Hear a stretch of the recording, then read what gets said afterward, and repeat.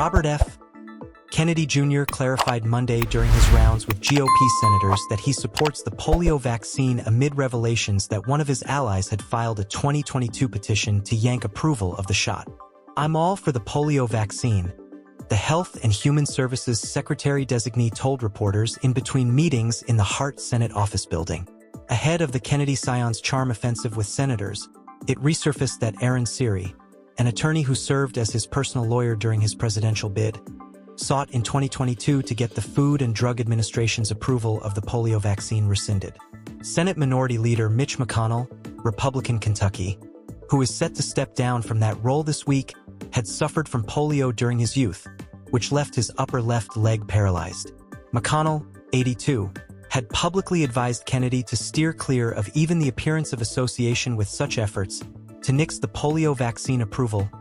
President-elect Donald Trump defended polio vaccines during a press conference at Mar-a-Lago on Monday. Some potential swing votes on Kennedy's forthcoming nominations, such as Senators Susan Collins, Republican Maine, and Lisa Murkowski, Republican Alaska, have been supportive of vaccines and indicated they will scrutinize him. They've been largely mum about exactly where they stand on the HHS pick.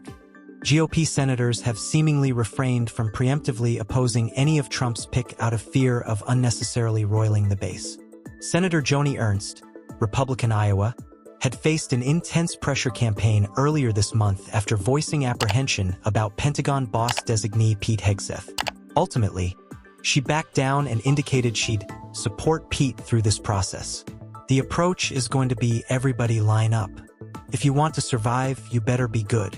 Don't get on Santa's naughty list here because we will primary you, Murkowski groused last week during a No Labels Party event about Trump's antics during the confirmation process.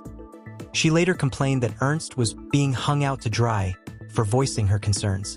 Thus far, the only Trump pick to crash and burn has been former Representative Matt Gaetz, Republican Florida, who withdrew from consideration to be the Pentagon boss amid efforts to dig up a House Ethics Committee report on accusations of him paying women for sex, including a minor.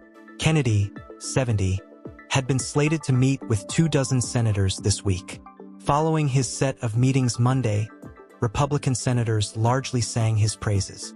"Finally, we're going to have an HHS secretary that wakes up every day and says, 'How do we keep everybody healthy in this country?'" Senator Rick Scott, Republican Florida, told reporters after meeting him. "He's going to have a lot of opportunity to do that. I'm completely supportive of what he wants to accomplish, and I wish him the best of luck." Aside from his skepticism about vaccine safety, Kennedy has also been met with unease from conservative groups over his pro-abortion rights stance. Kennedy has given no indication that he's changed his opinion on the contentious issue. However, several Republican senators have indicated that they are able to look past his position. He said he serves the will of the President, United States, and he'll be pushing his policies forward. "Well, we know where the President is on this," Mullen told reporters about Kennedy's abortion stance. Swing Senators Collins and Murkowski have long been supportive of abortion rights, pitting them at odds with Republican orthodoxy.